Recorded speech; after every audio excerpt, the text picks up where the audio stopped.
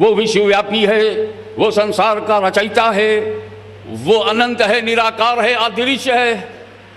हम हैं ईश्वर के भक्त, हम हैं उसके पुजारी, हम पहचानना चाहते हैं उसे, हम पूर्ण रूप से जानना चाहते हैं उसे, मगर वो अदृश्य है, वो दिखता नहीं, सुनने में नहीं आता, समझ में नहीं आता। जितना सोचते हैं उतना ही समझ के बाहर हो जाता है। अकबर इलाहाबादी ने क्या खूब कहा है, तू दिल में तो आता है, समझ में नहीं आता। तू दिल में तो आता है, समझ में नहीं आता। मैं जान गया बस तेरी पहचान यही है। ईश्वर दिल में आएगा, समझ में नहीं आएगा। समस्या यह है कि ईश्वर पवित्र है, अपवित्र दिल में आता ही नहीं। ईश्वर पवित्र है, अपवित्र दिल में आता ही नहीं। और दिल को पाक करने के लिए कोई औषधि दुनिया में नहीं है। अगर दिल को पाक करना है तो आध्यात्मिक चिंतन ही के माध्यम से पाक किया जा सकता है। ये अनिवार्यता है हमारे यहां। तो अब दो शब्दों में फिर समेट दूं कि हमारे लिए सारी दुनिया है यूज करने के लिए, और ईश्वर है लव करने के लिए। You use everything and love creator. रचनाओं को प्रयोग में लाओ, रचयिता से प्यार करो। रचनाओं, और जब तुम रचयिता से प्यार करोगे तो रचनाओं से झगड़ोगे कैसे? रचयिता, जैसे कोई कुम्हार एक घड़ा बनावे तो एक आध घड़ा बहुत बढ़िया होता है, एक आध खराब हो जाता है। तो बाहरी लोग तो कहते हैं ये घड़ा खराब है, मगर उस कुम्हार से पूछो, उसका अपना बनाया हुआ है।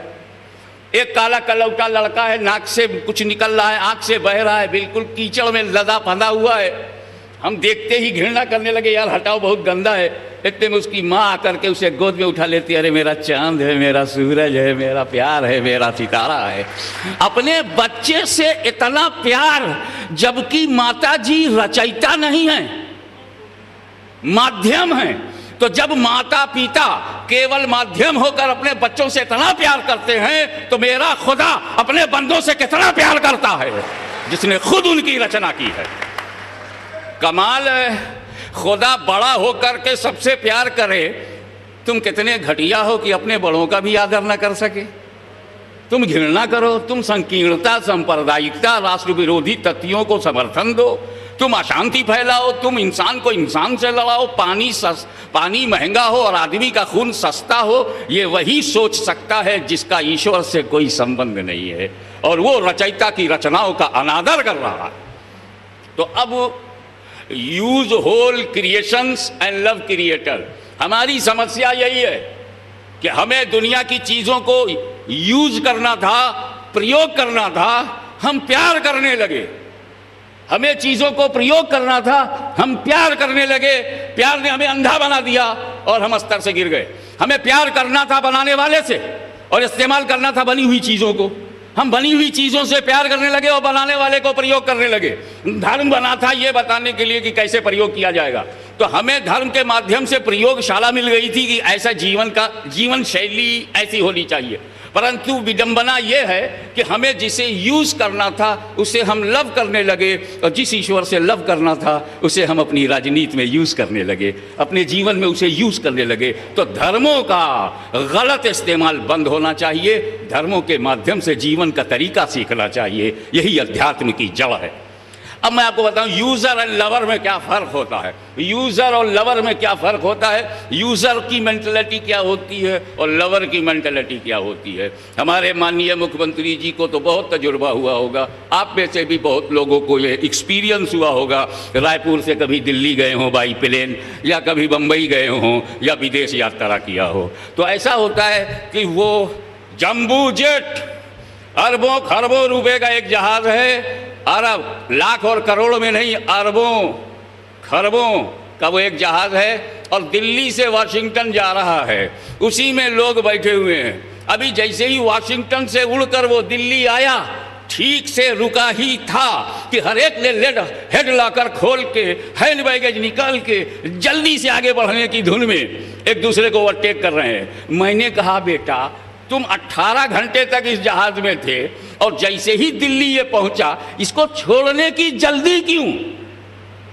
अरबों रुपए का है, खरबों रुपए का है, करोड़ों से ज्यादा इसकी वैल्यू है, जल्दी छोड़ने की जल्दी क्यों है? बोले अगर जल्दी नहीं करेंगे तो इमिग्रेशन में लाइन है, और इमिग्रेशन के बाद फिर हमको कस्टम कराना है, कस्टम के बाद बाहर जाना है, इसको जल्दी से। अरे बड़ी कीमती है। कह लगे मैंने यूज किया है, मैं इसका यूजर हूं। कोई चीज कितनी ही कीमती हो, अगर तुम उसके यूजर हो तो लक्ष्य पाते ही छोड़ दोगे। लेकिन अगर कोई लवर हो जाए 18 घंटे में, I love aircraft, I love aircraft, I love हवाई जहाज, तो वो सीट से उठेगा ही नहीं। फिर पुलिस वाले उसको जबरदस्ती ले जाएंगे, ताकत से उसको बाहर किया जाएगा।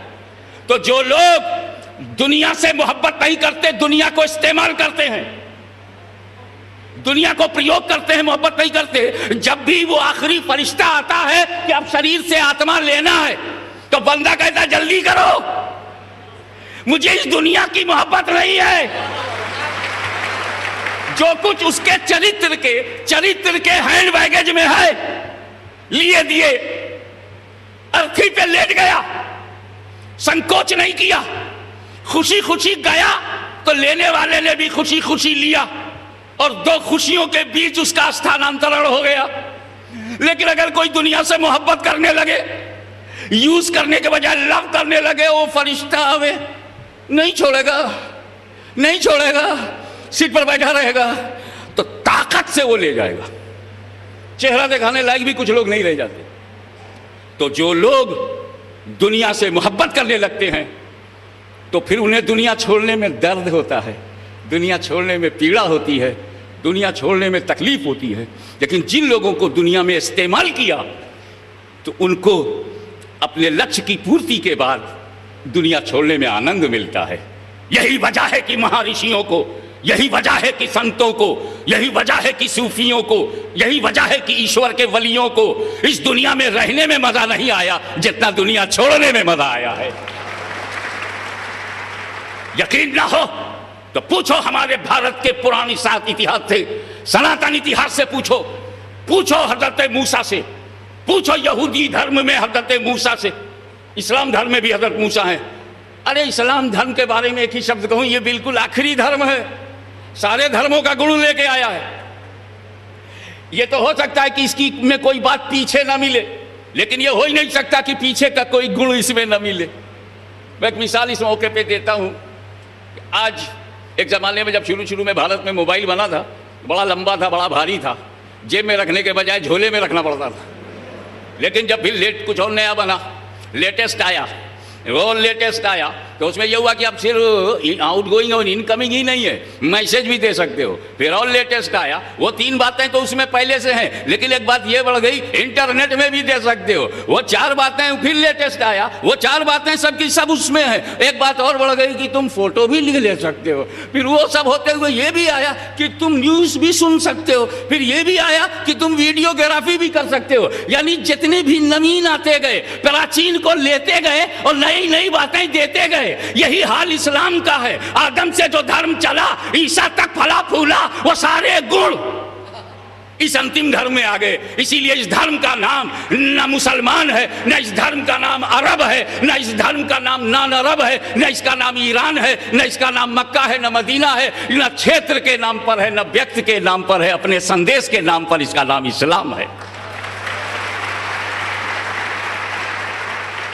इस्लाम का 2 ही अर्थ है और इससे ज्यादा बोलना बेअर्थ है। मैं कठ मोल्लाओं की बात नहीं करता, जो मोल्ला कम है और कठ ज्यादा है।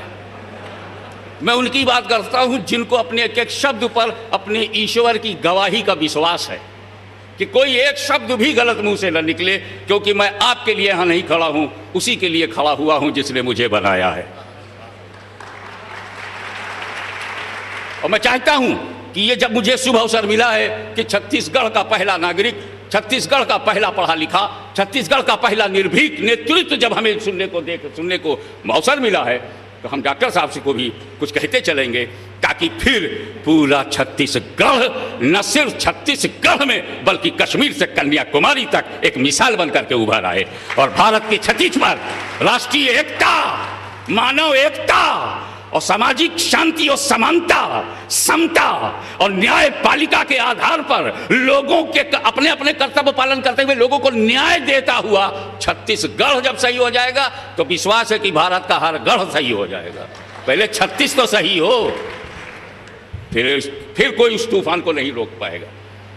इस्लाम का दो ही अर्थ है, ईश्वर जो सृष्टि का रचयिता है, हमारा तुम्हारा हिंदू, मुस्लिम, सिख, ईसाई, जैनिस्ट, बुद्धिस्ट, अरे जो ईश्वर को माने उसका भी और जो ना माने, आस्तिक हो उसका भी वो रचयिता है, अगर कोई नास्तिक हो जाए उसका भी वही रचयिता है। तो रचयिता के समक्ष आत्मसमर्पण,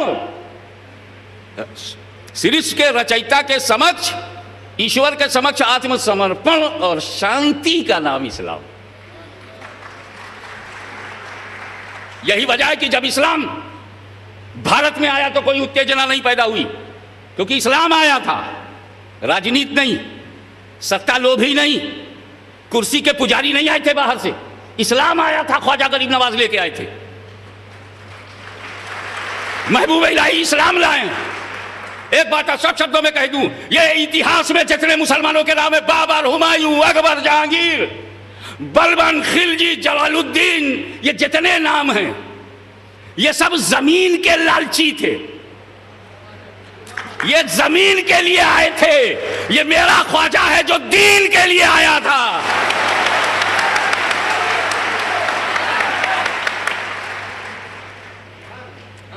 बाहर से दो किस्म के मुसलमान आए, स्पष्ट शब्दों में, ताकि लिखने में समझने में आसानी हो।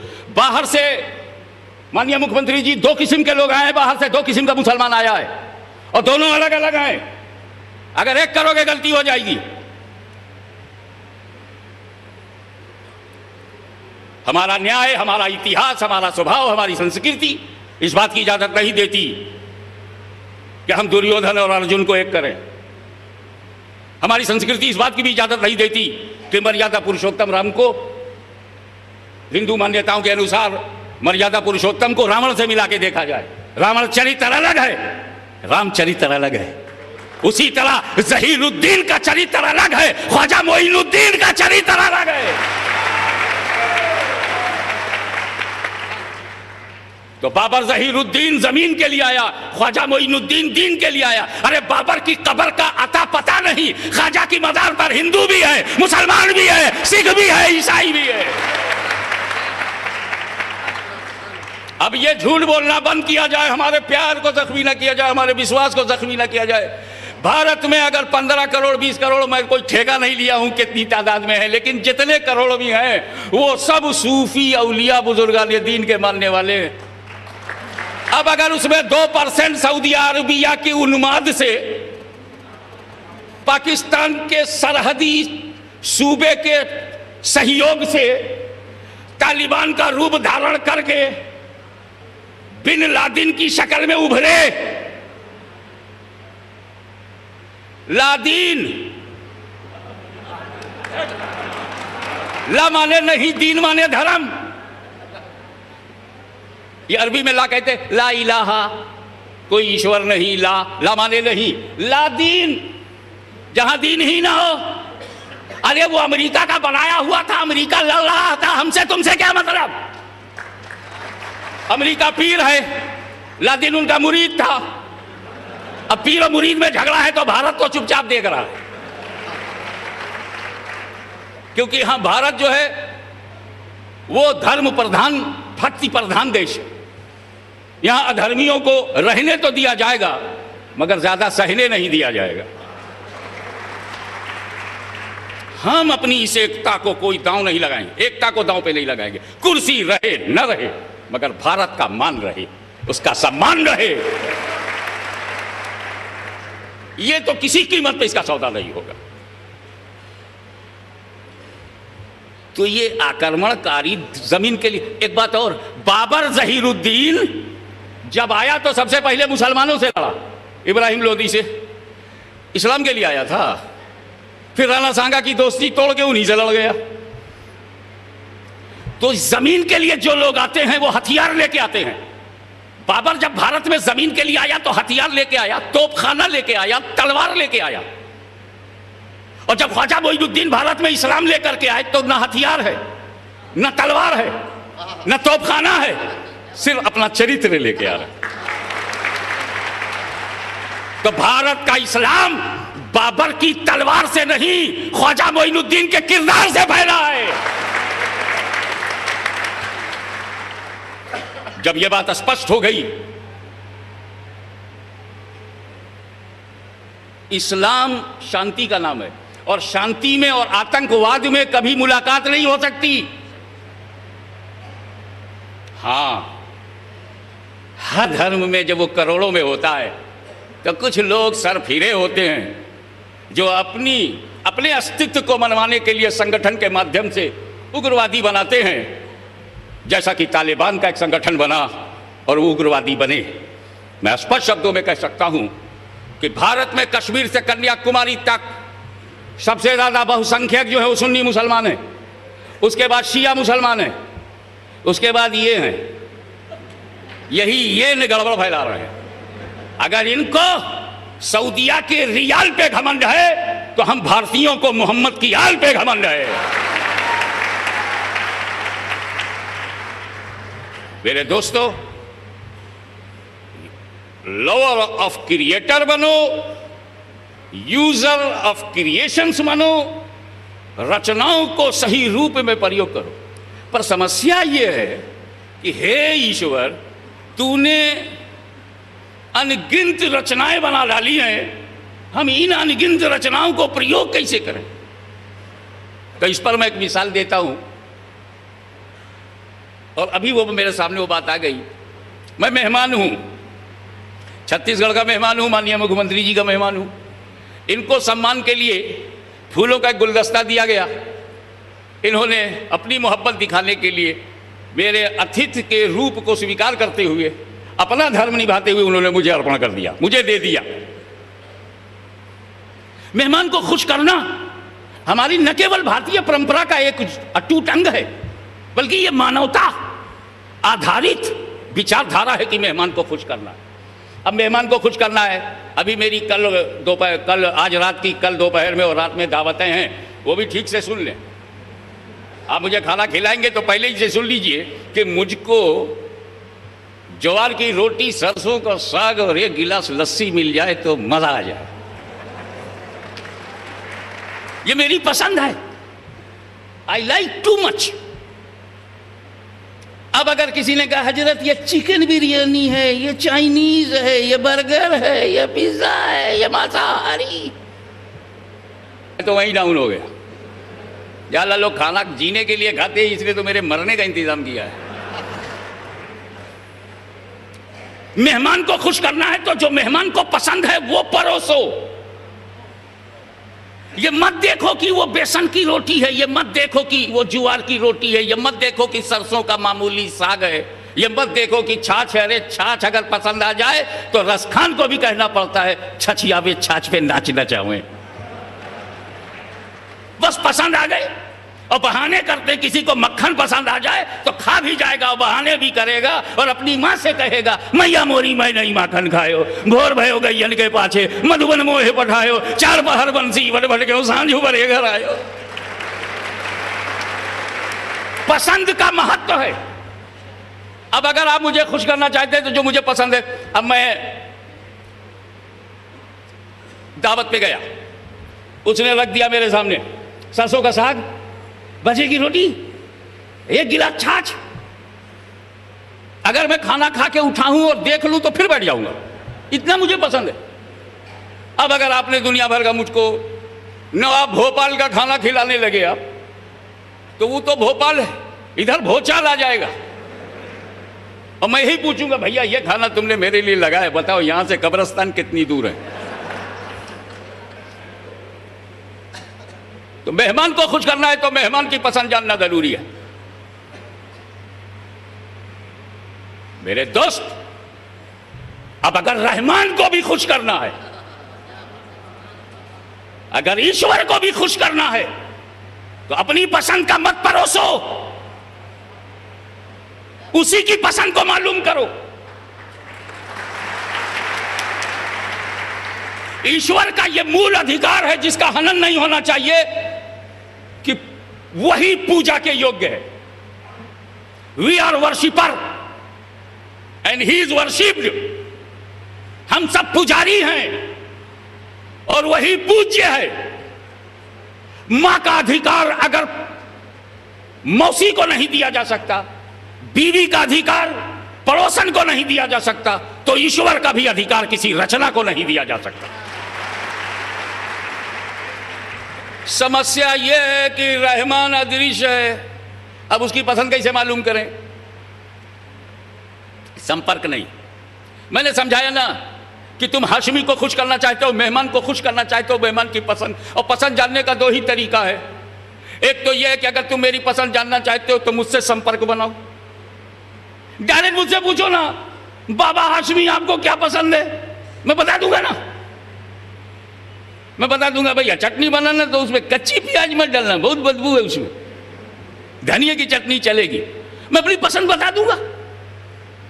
लेकिन अगर आपका संपर्क मुझसे नहीं है, कनेक्शन नहीं है, कांटेक्ट नहीं है, डायरेक्ट आप मुझसे बात नहीं कर सकते, तब क्या करेंगे? तो दूसरा रास्ता यह है कि मुझसे मत पूछो, बल्कि उससे पूछो जो मुझसे करीब है। मुझसे करीब है, करीब है, वो बता देगा क्या पसंद है। तो अब या तो ईश्वर से डायरेक्ट पूछो, और अगर डायरेक्ट संपर्क तुम्हारा उस अदृश्य ईश्वर से नहीं है तो फिर उससे पूछो जो ईश्वर के करीब है।